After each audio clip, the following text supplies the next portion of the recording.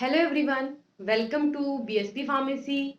I am Nikita Gupta, and as we started our subject Cosmetic Science Unit 3rd, lecture number 6 BIS, that is Bureau of Indian Standards.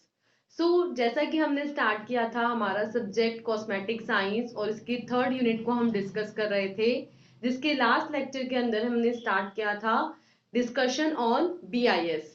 तो उसी को हम further continue करेंगे और BIS के different parameters को discuss करेंगे। तो स्टार्ट करते हैं हमारा topic of discussion, that is BIS. ठीक है, इसके अंदर जो हमारा नेक्स्ट टॉपिक है वो है प्रोडक्ट सर्टिफिकेशन, कि भाई जो बीआईएस का सर्टिफिकेट होता है वो किस तरीके से। So this BIS operates a product certification scheme for ensuring the compliance of Indian standards. In this, presence of BIS standard mark, which is popularly known as ISI mark, on a product indicates conformity to the relevant Indian standards. क्या बोल रहे हैं कि ये जो BIS है ना, ये क्या देता है, इसके अंदर ना एक स्कीम होती है जिसको बोलते हैं प्रोडक्ट सर्टिफिकेशन स्कीम। इसके अंदर क्या करते हैं कि इंडियन स्टैंडर्ड के अकॉर्डिंग जो मैच करता है ना जो प्रोडक्ट, ठीक है, तो उसकी क्वालिटी को इंश्योर करने के लिए बीआईएस सर्टिफिकेट दिया जाता है। और ये जो बीआईएस स्टैंडर्ड मार्क है, ये मार्केट में आपने आईएसआई का मार्क भी देखा होगा, आईएसआई का मार्क भी बीआईएस ही देता है। ठीक है, तो यहाँ पर ये जो बीआईएस स्टैंडर्ड मार्क है इसकी प्रेजेंस को शो करता है क्या, आईएसआई का मार्क, जो कि आपने प्रोडक्ट्स के ऊपर देखा होगा, जो ये बताता है कि ये जो प्रोडक्ट है आपके इंडियन जो स्टैंडर्ड्स है उनके रेलिवेंट है, उन सारे इंडियन स्टैंडर्ड्स को ये फुलफिल कर रहा है। ठीक है, तो बेसिकली बीआईएस जो है, अगर आपको ये पता करना है कि आपका जो प्रोडक्ट आपने परचेज किया है वो बीआईएस स्टैंडर्ड्स के अकॉर्डिंग है या नहीं है, तो आपको प्रोडक्ट के ऊपर आईएसआई का लोगो वहां पर चेक करना है। ठीक है, so before granting license to any manufacturer, these BIS asserts the availability of a required infrastructure and capability of the manufacturer to produce or test the product conformity to the relevant Indian standards और a continuous basis. क्या बोल रहे हैं, तो licence grant करने से पहले, मतलब मैन्युफैक्चरर जो प्रोडक्ट बना रहा है उस मैन्युफैक्चरर को जो लाइसेंस ग्रांट करेगा ना बीआईएस, कि भाई आपका प्रोडक्ट सारे स्टैंडर्ड्स को फुलफिल करने वाला है, उसके लिए बीआईएस इस बात को अश्योर करेगा कि जो भी मैन्युफैक्चरर है उसके पास इंफ्रास्ट्रक्चर से रिलेटेड सारी चीजें अवेलेबल हैं, मतलब कि उसके पास मतलब मैन्युफैक्चरिंग के सारे इंस्ट्रूमेंट्स, सारे रॉ मटेरियल और सारी चीजें जो इंस्ट्रूमेंट मतलब उस पर्टिकुलर प्रोडक्ट को बनाने के लिए चाहिए वो सारे अवेलेबल हैं। और साथ में जो मैन्युफैक्चरर है उसके पास ऐसे लोग भी हैं, ऐसे वर्कर्स भी हैं जो कि उस प्रोडक्ट को बना सकने में कैपेबल हैं, यानी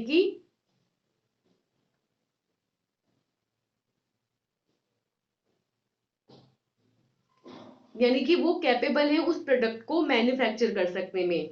ऑल्सो टेस्टिंग करने सकते में भी कैपेबल है कि आपने प्रोडक्ट बना लिया, उसके बाद बनने के बाद जो आपका प्रोडक्ट बना है वो अकॉर्डिंग टू स्टैंडर्ड्स है या नहीं है, इसको चेक करने के लिए प्रॉपर टेस्टिंग फैसिलिटीज भी हैं। इसको भी ये चेक करते हैं कि इंडियन स्टैंडर्ड्स के अकॉर्डिंग आप प्रोडक्ट को बना सकते हो और साथ में उसको चेक भी कर सकते हो, वो भी कंटिन्यूअस बेसिस पर, कि आपका प्रोडक्ट बनता भी जाएगा और साथ में टेस्ट भी होता जाएगा, देन टेस्ट होकर ही मार्केट में जाएगा। इस बात की अश्योरिटी एक मैन्युफैक्चरर दे सकता है, इस बात को चेक करता है बीआईएस, एंड देन जब वो इंश्योर हो जाता है तब वो आपको मैन्युफैक्चरर को आईएसआई का लोगो देता है उसके प्रोडक्ट के साथ में लगाने के लिए, जो इस बात की इंश्योरिटी करता है कि वो प्रोडक्ट बीआईएस के स्टैंडर्ड्स के रेलिवेंट है ना, स्टैंडर्ड्स के अकॉर्डिंग है।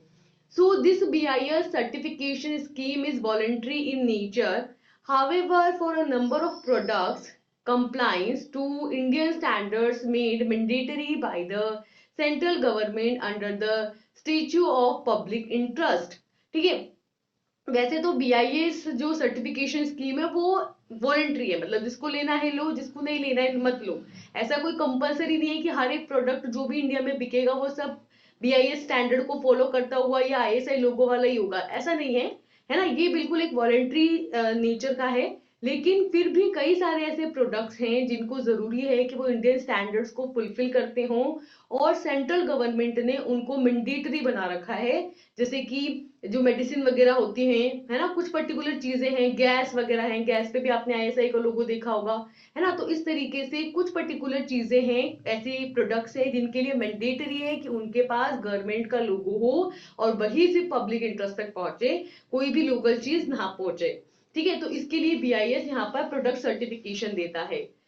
इसके अंदर नेक्स्ट है फॉरेन मैन्युफैक्चरर्स सर्टिफिकेशन स्कीम। इसके अलावा बीआईएस ये तो इंडियन प्रोडक्ट्स के लिए देता है, उसके अलावा जो फॉरेन मैन्युफैक्चरर्स है, जो बाहर से आ रहे हैं, है ना, आउटसाइड द इंडिया मैन्युफैक्चरिंग हो रही है, उनको भी तो टेस्ट करके ही इंडिया में प्रोडक्ट लाएंगे। भाई बाहर से प्रोडक्ट यहाँ आ रहा है सेल होने के लिए, तो उसको भी चेक करेंगे। ऑल्सो यहाँ से अगर जा रहा है बाहर, तो उसको भी चेक करके भेजेंगे। तो सारी चीजें चेक होकर के पूरे स्टैंडर्ड्स वगैरह को फुलफिल करके ही दोनों तरफ इंपोर्ट और एक्सपोर्ट होती है। तो next is foreign manufacturer certification scheme. In this BIS has been operating a separate scheme for the foreign manufacturers in order to certify goods manufacturer outside the India. So under this scheme, foreign manufacturers can seek certification from the BIS for marking their products with the BIS standard mark after ensuring the conformity of the product to the relevant Indian standards. क्या बोल रहे हैं कि यहाँ पर जो BIS है ना, वो एक अलग से सेपरेट अपनी स्कीम चलाता है, अलग से है फॉरेन मैन्युफैक्चरर्स के लिए, कि उनका जो प्रोडक्ट इंडिया के अंदर जो बाहर से बन रहा है, जिसकी मैन्युफैक्चरिंग इंडिया के बाहर हो रही है, ठीक है, वो जब इंडिया के अंदर आता है तो उन सारे गुड्स को, उन सारे प्रोडक्ट्स को सर्टिफाइड करने का काम कौन करता है? एफएमसीएस, यानी कि फॉरेन मैन्युफैक्चरर सर्टिफिकेशन स्कीम। तो इस स्कीम के अंदर जो फॉरेन मैन्युफैक्चरर होते हैं, ठीक है, जस्ट अ सेकेंड,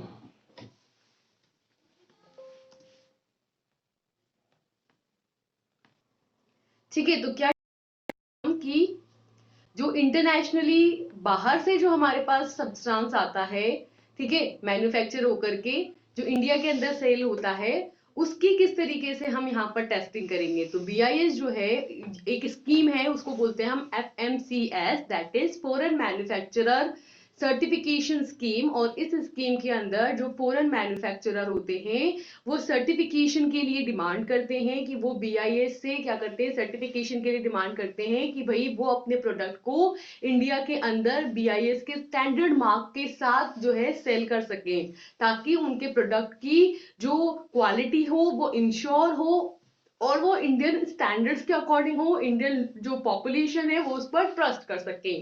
ठीक है, next is registration scheme for the self declaration of कॉन्फॉर्मिटी।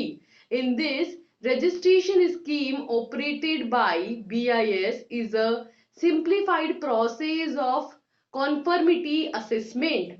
In this scheme, a manufacturer himself makes a declaration that his product conforms to the Indian standards. क्या बोल रहे हैं कि रजिस्ट्रेशन स्कीम क्या है कि सेल्फ डिक्लेरेशन ऑफ कॉन्फॉर्मिटी, यानी कि बीआईएस के थ्रू ऑपरेट की जाती है सेल्फ रजिस्ट्रेशन स्कीम। और ये बेसिकली एक सिंपलीफाइड प्रोसेस होता है, ठीक है, जिसके अंदर क्या किया जाता है, अपने प्रोडक्ट की जो कन्फॉर्मिटी होती है उसको असेस किया जाता है कि हमारा प्रोडक्ट अच्छी गुड क्वालिटी का है।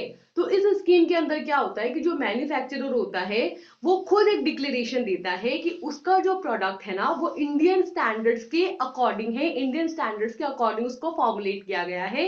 इसके लिए वो खुद सेल्फ ही क्या देता है, डिक्लेरेशन फॉर्म देता है, जिसको बोलते हैं रजिस्ट्रेशन स्कीम। बेसिकली वो सारी चीजें फिल करता है और उसको फाइल करता है। ठीक है, नेक्स्ट है कंज्यूमर अफेयर्स एंड पब्लिसिटी। इसके अंदर है आपके consumer awareness programme, industry awareness programme, education utilization of standards programme, world standards programme and public grievance. ठीक है, तो क्या बोल रहे हैं कंज्यूमर अफेयर्स एंड पब्लिसिटी के बारे में कि यहाँ पर हम क्या करते हैं, चेक करते हैं कि जो हमारा कंज्यूमर है, ठीक है, तो कंज्यूमर के अकॉर्डिंग प्रोडक्ट है या नहीं उसको चेक करने के लिए कंज्यूमर अफेयर्स एंड पब्लिसिटी के अंदर आपके डिफरेंट प्रोग्राम्स हैं, जैसे कि फर्स्ट है आपका consumer awareness programme. Consumer awareness programme की बात करें तो इसके अंदर for promoting the concept of standardization, certification and quality consciousness among the consumer, awareness programs are organized on a regular basis through various regional offices, branches offices of BIS, and sometimes in association with the consumer organization। क्या बोल रहे हैं कि यहाँ पर जो standardisation के certificates हैं उन स्टैंडर्डाइजेशन सर्टिफिकेट कंसेप्ट्स को प्रमोट करने के लिए और कंज्यूमर्स के बीच में क्वालिटी कॉन्शियसनेस को इंक्रीज करने के लिए कि लोग जो है क्वालिटी प्रोडक्ट को ही चूज करें, स्टैंडर्ड प्रोडक्ट के जो कंसेप्ट है उसको समझें और स्टैंडर्डाइजेशन के सर्टिफिकेट को जाने। ठीक है, इसके लिए डिफरेंट अवेयरनेस प्रोग्राम यहाँ पर चलाए गए हैं, जिसमें से एक है आपका कंज्यूमर अवेयरनेस प्रोग्राम। बेसिकली ये प्रोग्राम कंज्यूमर की अवेयरनेस को बढ़ाने के लिए है कि डिफरेंट रीजन्स के अंदर, रीजनल ऑफिसेस के अंदर, ब्रांच ऑफिसेस के अंदर रेगुलर बेसिस पर जो कंज्यूमर है, ठीक है, उसके वो जो कंज्यूमर है वो अवेयर हो कि जो प्रोडक्ट वो ले रहा है, ठीक है, वो कितना क्वालिटी स्टैंडर्ड्स को फुलफिल कर रहा है। तो यहाँ पर कई बार जो BIS है वो कंज्यूमर ऑर्गेनाइजेशन के साथ कोलैबोरेट करके डिफरेंट अवेयरनेस प्रोग्राम्स यहाँ पर चलाती हैं। ठीक है, नेक्स्ट होता है आपकी इंडस्ट्री अवेयरनेस प्रोग्राम। इसके अंदर इंडस्ट्रीज को अवेयर किया जाता है basically. So to propagate the concept of standardization, product certification and management system certification and other BIS activities among the industries, industry awareness programs are conducted by the BIS। कि ये जो BIS है ये क्या करता है, इंडस्ट्रीज के बीच में स्टैंडर्डाइजेशन के कंसेप्ट को लाने के लिए कि सभी जो भी प्रोडक्ट फॉर्मुलेट करें या प्रोडक्ट को मैन्युफैक्चर करें वो स्टैंडर्ड क्वालिटी का हो, ठीक है, up to the standard mark को वो फुलफिल करता हो। इसके लिए वो स्टैंडर्डाइजेशन की कंसेप्ट को फैलाना चाहते हैं, अवेयरनेस चाहते हैं, उसकी प्रोडक्ट को एक सर्टिफिकेशन मिले, ठीक है, और प्रॉपर मैनेजमेंट सिस्टम हो, मैनेजमेंट का सर्टिफिकेशन हो, और जो भी BIS की एक्टिविटीज हो रही हैं इंडस्ट्रीज के अंदर उसके अवेयरनेस को फैलाने के लिए जो इंडस्ट्री है, ठीक है, उन इंडस्ट्रीज के अवेयरनेस को बढ़ाने के लिए BIS के through different industry awareness programmes यहाँ पर चलाए जा रहे हैं। ठीक है, तो इस तरीके से कंज्यूमर के अवेयरनेस के लिए प्रोग्राम चलाए जा रहे हैं, इंडस्ट्री वालों के अवेयरनेस के लिए प्रोग्राम्स चलाए जा रहे हैं। नेक्स्ट है आपके educational utilization of standard programmes. In this BIS organize educational utilization of standards program, that is EUS, for the student and faculties of schools, colleges to inculcate the young minds with the concepts and benefits of the standardization। क्या बोल रहे हैं कि different standardisation को चलाने के लिए, ठीक है, ये डिफरेंट स्टैंडर्डाइजेशन को समझने के लिए ये जो स्टैंडर्ड्स यहाँ पर सेट किए हुए हैं इनको समझने के लिए एजुकेशनल यूटिलाइजेशन को इंक्रीज किया जा रहा है। मतलब BIS जो है वो एक अलग से प्रोग्राम चलाता है जिसका नाम है educational utilization of standard programmes, इसको बोलते हैं EUS। ये चलाया जाता है जो स्कूल्स की फैकल्टीज है उनके लिए, स्कूल्स के यानी कि कॉलेजेस के जो स्टूडेंट्स हैं उनके लिए, ठीक है, ताकि जो यंग माइंड्स हैं वो स्टैंडर्डाइजेशन के कंसेप्ट को समझे और स्टैंडर्डाइजेशन के बेनिफिट्स को समझे। तो यहाँ पर स्टूडेंट्स को और फैकल्टीज को एजुकेट करने के लिए उनको ये बेसिक कंसेप्ट्स जो स्टैंडर्डाइजेशन के हैं उनको समझाने के लिए यहाँ पर प्रोग्राम चलाया जाता है जिसको बोलते हैं educational utilization of standard programmes.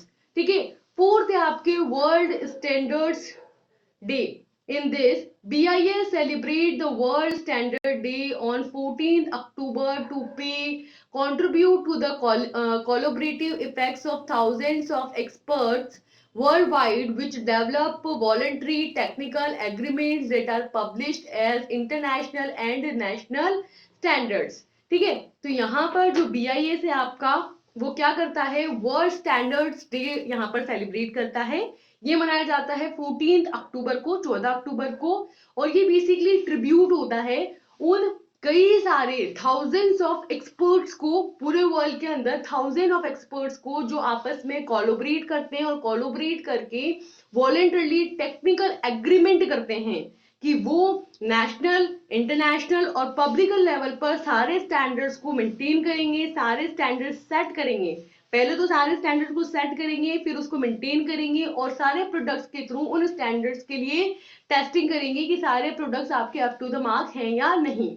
ठीक है, तो क्या बोल रहे हैं वर्ल्ड स्टैंडर्ड्स डे के बारे में कि वर्ल्ड स्टैंडर्ड्स डे के अंदर कई, मतलब पूरे वर्ल्ड वाइड के अंदर जितने डिफरेंट कंट्रीज हैं, वहां के डिफरेंट जो लोग हैं वो आपस में एक साथ एग्रीगेट करते हैं नेशनल और इंटरनेशनल अवार्ड्स को, यहाँ पर नेशनल लेवल पर, इंटरनेशनल लेवल पर, पब्लिक लेवल पर, कि वो क्या करेंगे, टेक्निकल एग्रीमेंट करेंगे कि भाई सभी लोग क्या करें, स्टैंडर्डाइजेशन को फुलफिल करें और सिर्फ स्टैंडर्ड प्रोडक्ट्स जो इंडियन स्टैंडर्ड्स के अकॉर्डिंग है या हर किसी कंट्री का जो भी अपना एक स्टैंडर्ड है उसके अकॉर्डिंग ही प्रोडक्ट वहां पर सेल हो और परचेस हो। ठीक है, नेक्स्ट है फिफ्थ, पब्लिक ग्रेविनेंस। पब्लिक ग्रेविनेंस की बात करें तो in this consumer complaints relating to the BIS certified products are reviewed and monitored regularly for the red racial। ठीक है, तो यहाँ पर जो कंज्यूमर है वो कंप्लेन करता है किसके बारे में, BIS सर्टिफाइड प्रोडक्ट्स के। अगर BIS सर्टिफाइड प्रोडक्ट्स जो हैं उनको कंटिन्यूसली चेक किया जाता है, रिव्यू किया जाता है, उनको रेगुलरली मॉनिटर किया जाता है और अगर कोई भी उनके अंदर इश्यू आता है, कोई भी प्रॉब्लम लगती है तो कंज्यूमर वहां पर पर्टिकुलरली पब्लिक ग्रीवेंस के अंदर जाकर के रिपोर्ट फाइल कर सकता है कि इस पे ISI का लोगो लग रहा था लेकिन फिर भी ये up to the quality mark नहीं था। ठीक है, तो उसके लिए कंप्लेन करने के लिए एक अलग सेक्शन यहाँ पे बना रखा है जिसको बोलते हैं पब्लिक ग्रीवेंस। क्लियर है सारी चीजें?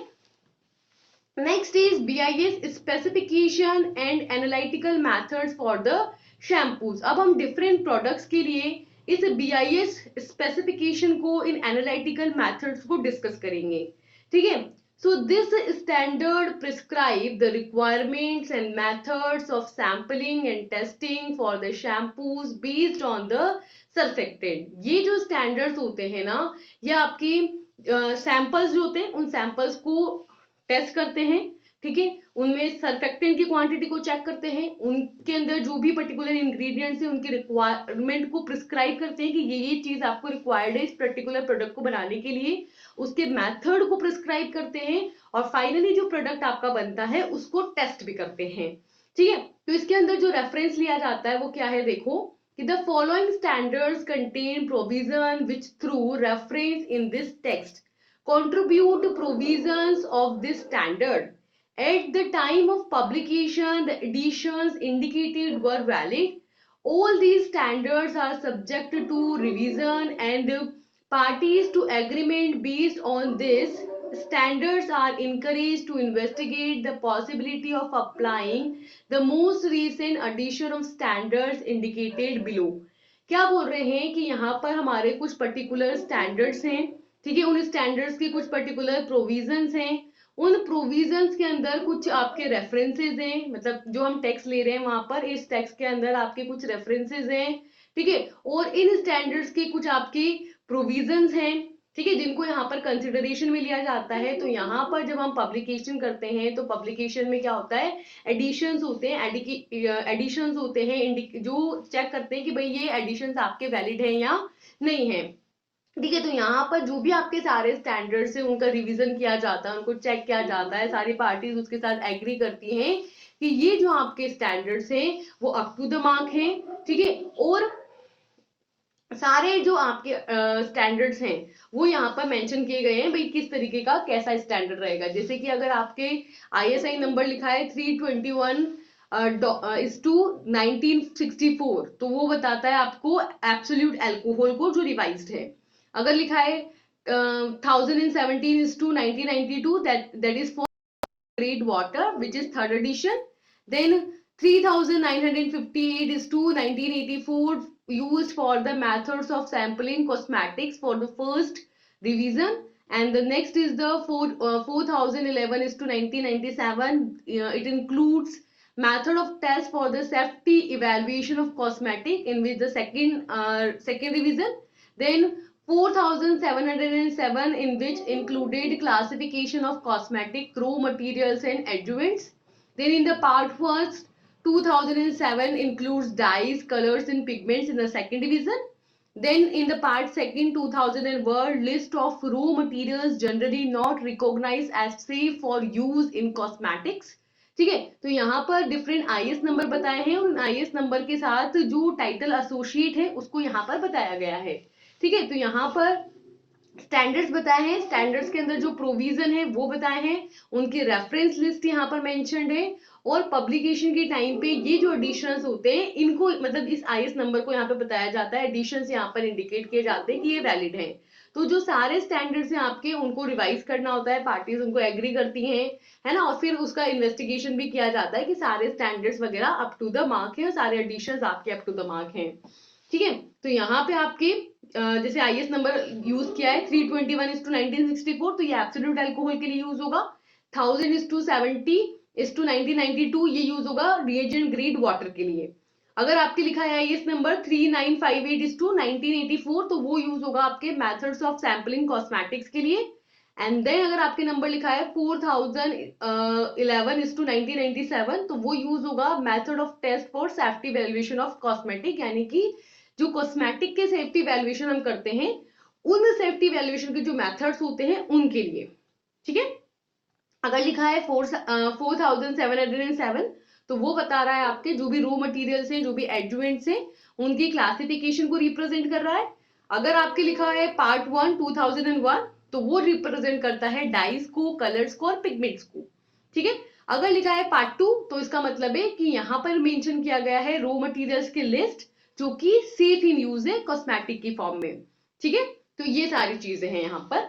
नेक्स्ट है रिक्वायरमेंट कि भाई किस तरीके का आपका प्रोडक्ट होना चाहिए और क्या स्टैंडर्ड्स हैं जो आपको फुलफिल करने होंगे।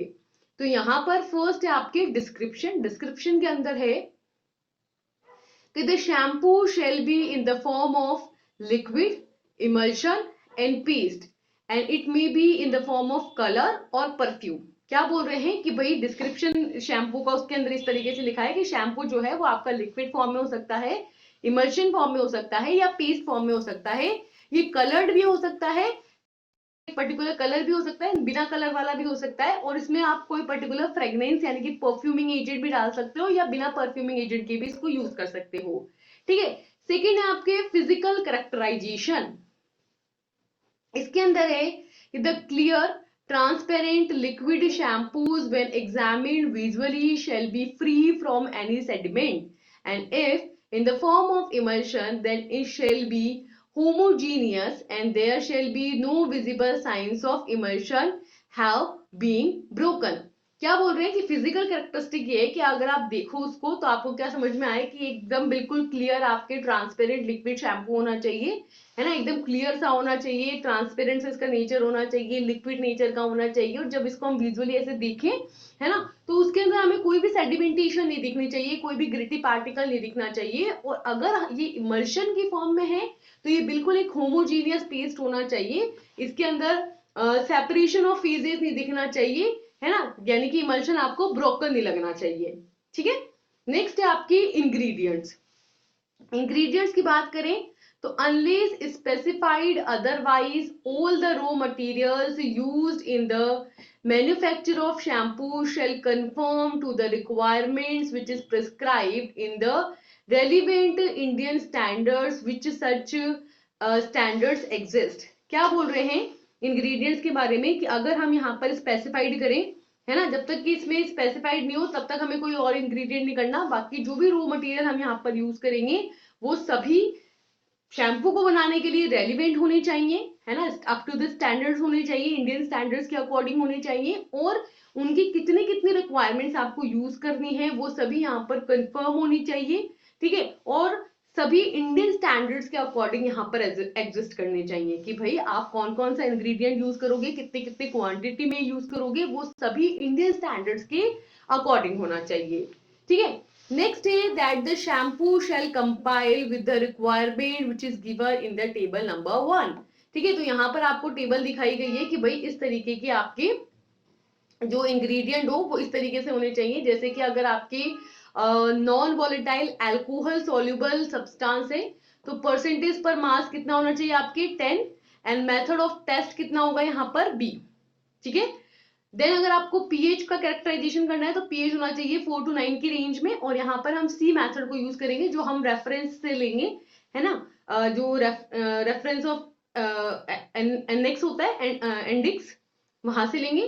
Then foam height for 2% solution की रिक्वायरमेंट हमको 150 mm। तो यहाँ पर हमको तीन मेन इंग्रेडिएंट्स है जिनका कैरेक्टराइजेशन बताया है कि जो नॉन वोलेटाइल आप अल्कोहल सोल्यूबल मटेरियल सिर्फ 10% होगा, है ना, और पीएच यहाँ पर 4 to 9 की रेंज में होगी, और जो फोम की हाइट होगी वो 150 mm तक होगी। इतना ही होना चाहिए ये स्टैंडर्ड से शैम्पू के लिए। ठीक है। नेक्स्ट है इसकी पैकेजिंग एंड मार्केटिंग, कि कैसे इसको पैक करना है, कैसे इसकी मार्केटिंग करनी है। तो पैकेजिंग एंड मार्केटिंग के अंदर है कि shampoo shall be packed in a glass और अ प्लास्टिक कंटेनर और एनी अदर सुटेबल कंटेनर। ठीक है, आप इसको ग्लास के अंदर पैक कर सकते हो, प्लास्टिक कंटेनर में पैक कर सकते हो, या किसी भी अनदर सुटेबल कंटेनर के अंदर पैक कर सकते हो। ठीक है। And this container shall be legally marked with the following information. और जब आप इसको मार्केटेड करोगे तो उसके साथ क्या क्या इंफॉर्मेशन लिखोगे, आप लिखोगे name of the material, material क्या है, shampoo, and then manufacturer name कि किसने इसे बनाया है, कौन इसका फॉर्मुलेटर है, and he is recognization trademark if any, अगर उसके पास कोई रिकॉग्नाइजेशन मार्क है तो वो वहां पर मेंशन किया जाएगा। Then net content in volume for the liquids in emulsion and in mass for the paste. ठीक है, अगर लिक्विड है या इमल्शन है तो कितने ml में, कितने वॉल्यूम में प्रेजेंट है, और अगर पेस्ट है तो कितने मास में यानी कि कितने ग्राम्स में प्रेजेंट है, ये मेंशन किया जाएगा। Month and year of manufacturing और पैकेजिंग, ठीक है, कि किस दिन ये बना है, मैन्युफैक्चरिंग की डेट और पैकेजिंग की डेट मेंशन की जाएगी। साथ में बैच और एलओटी नंबर इन कोड्स और अदरवाइज, और फिर साथ में मेंशन किया जाएगा कि कौन से बैच का ये प्रोडक्ट है, या उसका एलओटी नंबर हम यहाँ पर मेंशन करेंगे। ठीक है, या फिर उसका कोड भी लिख सकते हैं यहाँ पर। तो इस तरीके से उसका प्रॉपर आइडेंटिफिकेशन यहाँ पर होना चाहिए। देन है आपकी सैंपलिंग। ठीक है, सैंपलिंग कैसे करते हैं कि the representative sample of the material shall be drawn as a prescribed IS 3958 in which test for all the requirements shall be carried out on a composite sample. These shampoos shall be taken to have a confirmed to this standards if the composite sample pass all the test.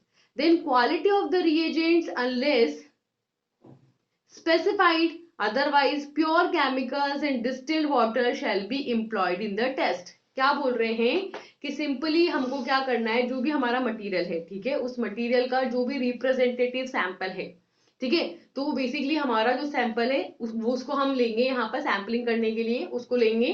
ठीक है, जो हमारे prescribe है IS 3958 के according उसको हम सबसे पहले लेंगे, उस पर हम सारी रिक्वायरमेंट्स के टेस्ट करेंगे, है ना। उस जो हमने मटेरियल लिया है, सैंपल लिया है हमारा, उस सैंपल के ऊपर हमको सारे जो भी रिक्वायर्ड है वो सारे टेस्ट परफॉर्म करेंगे। उसके बाद ये शैम्पू को हम कंपेयर करेंगे किसके साथ, स्टैंडर्ड के साथ, कि भाई हमारा जो कंपोजिट सैंपल है वो सारे टेस्ट को हमारा पास कर रहा है या नहीं कर रहा। ठीक है, और फिर यहाँ पर जो क्वालिटी होगी उसको चेक करेंगे कि भाई वो आपके स्पेसिफिकेशंस के अकॉर्डिंग है या नहीं है। तो यहाँ पर आपके जितने भी टेस्ट के अंदर हम प्योर केमिकल्स यूज कर रहे हैं, डिस्टिल वाटर यूज कर रहे हैं, सबके टेस्ट होंगे, सारे रिएजेंट्स के टेस्ट होंगे, और सबके क्वालिटी स्टैंडर्ड्स चेक होंगे। तो सैंपलिंग करने के लिए सबसे पहले हम सैंपल लेंगे मटेरियल का, और उसके कंपोजिशन को हम यहाँ पर चेक करेंगे। ठीक है, तो इस तरीके से हम क्या कर सकते हैं, हमारे प्रोडक्ट की क्वालिटी को एस्टिमेट कर सकते हैं BIS स्टैंडर्ड्स के अकॉर्डिंग।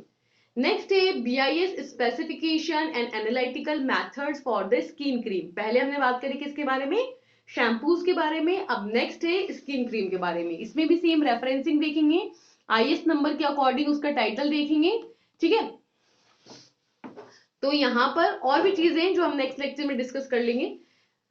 तो यहाँ पर हमारा नेक्स्ट है BIS specification and analytical methods for the skin cream. इसके अंदर है कि this standard prescribes the requirements and the methods of sampling and test for the skin cream, की यहाँ पर हम अपनी स्किन क्रीम के लिए जो भी रिक्वायरमेंट्स हैं, ठीक है, उनको, जो सैंपलिंग के मेथड्स हैं उनको, और जो भी टेस्टिंग प्रोसीजर्स हैं, जो भी प्रिस्क्राइब है सब हम इंडियन स्टैंडर्ड्स के अकॉर्डिंग चेक करेंगे कि भाई आप जो जो रॉ मटेरियल यूज कर रहे हो, रिक्वायरमेंट्स आपकी जो जो है वो आपके अप टू द स्टैंडर्ड होनी चाहिए, आपका जो मेथड यूज कर रहे हो उसको प्रिपरेशन के लिए वो अप टू द स्टैंडर्ड होना चाहिए, और इवन लास्ट में प्रोडक्ट बनने के बाद जो उसके क्वालिटी टेस्ट होंगे वो भी अप टू द स्टैंडर्ड्स होने चाहिए यहाँ पर।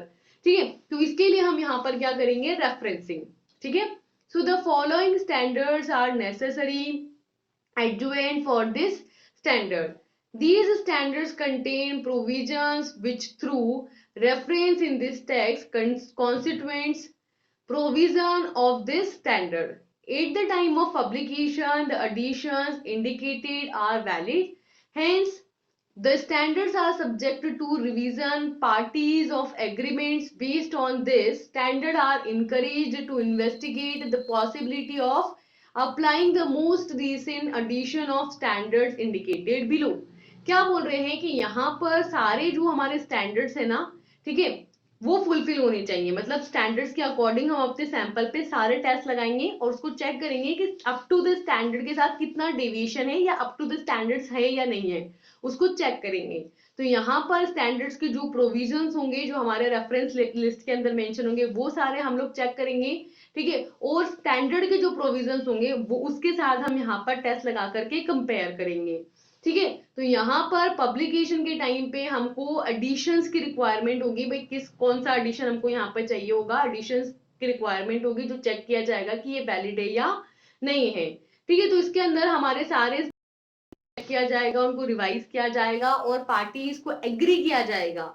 किसके बेसिस पर, स्टैंडर्ड्स की बेसिस पर, जो हम सारे स्टैंडर्ड्स यहाँ पे यूज कर रहे हैं उनके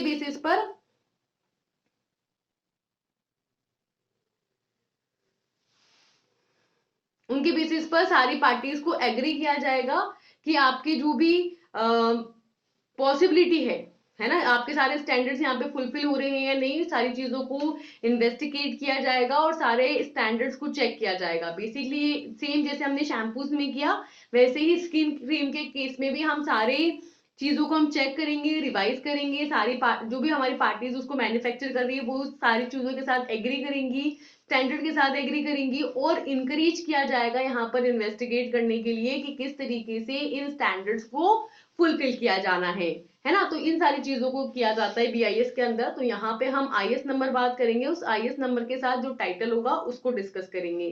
तो जैसे कि अगर आईएस नंबर है 265/1993 तो which represent hydrochloric acid in the fourth edition, then 10,000/70 नहीं 1070/1992 represents water reagent grade third edition, then 2088/1983 represents method of for determination of arsenic, then 3958/1984 represents methods of sampling cosmetic, then next is the 4011/1997 represents methods of test for safety evaluation of cosmetic, then 4707 represent classification of cosmetic raw material and adjuvants, then part first of 2001 represents dyes, colors and pigments, and part second of 2001 represents list of raw materials generally not recognized as safe for use in cosmetic in the second revision, and then 1,46,000 no sorry 14,648 is to 1,1999 represent methods of test for the microbiological examination of cosmetic। ठीक है, तो यहाँ पर different IS number बताया और उनसे कॉरिलेट करता हुआ टाइटल बताया गया है कि जैसे अगर लिख रहा है आईएस नंबर 265/1993 तो वो बता रहा है हाइड्रोक्लोरिक एसिड प्रेजेंट इसमें। अगर आपका नंबर लिख रहा है 1017/1992 उसका मतलब ये वो जो वाटर है ये वाटर ग्रेड का है। ठीक है, इसके अंदर जो वाटर है वो एज एन रिएजेंट है और एज एन रिएजेंट ग्रेड का है। ठीक है, अगर नंबर लिख रहा है 2088/1983 तो मतलब कि वो आर्सेनिक की डिटर्मिनेशन का मेथड है। अगर नंबर लिख रहा है 3958/1980 तो वो आपके जो सैंपल कॉस्मेटिक है उसके जो कॉस्मेटिक है उसके जो सैम्पलिंग मेथड से उसको रिप्रेजेंट कर रहा है। अगर आपके नंबर लिख रहा है 4011/1997 तो इसका मतलब है कि भाई कॉस्मेटिक के सेफ्टी वैल्यूएशन के मेथड्स हैं इसके अंदर। अगर आपके नंबर लिख रहा है 4707, तो वो बता रहा है आपके जो भी रॉ मटेरियल्स या एडजुवेंट्स आप यूज कर रहे हो कॉस्मेटिक के अंदर, उनके क्लासिफिकेशन को बता रहा है। देन अगर आपके लिख रहा है 2001 का फर्स्ट पार्ट, तो वो बताता है कलर, डाई और पिगमेंट को, जबकि सेकंड पार्ट बताता है कि जो भी रॉ मटेरियल आप यहाँ पर यूज करते हो कॉस्मेटिक के अंदर जो कि अब सेफ नहीं है, उसको बताता है। एंड देन अगर आपके नंबर लिख रहा है 14,686 इज टू 1997, तो फिर वो बताता है कि भाई कौन से आपको यहाँ पर मेथड यूज करने टेस्टिंग के लिए कि आप कॉस्मेटिक्स का माइक्रोबायोलॉजिकल एग्जामिनेशन कर सको। ठीक है, तो ये सारे हमारे BIS स्टैंडर्ड्स की बात हुई शैम्पूज के केस में और स्किन केयर के केस में। अब हमारे डिफरेंट और भी केसेस होंगे जिसमें हम BIS स्टैंडर्ड्स की और भी बात करेंगे, तो उसको डिस्कस करेंगे हम नेक्स्ट लेक्चर में। Till then, thank you and all the best, bye bye.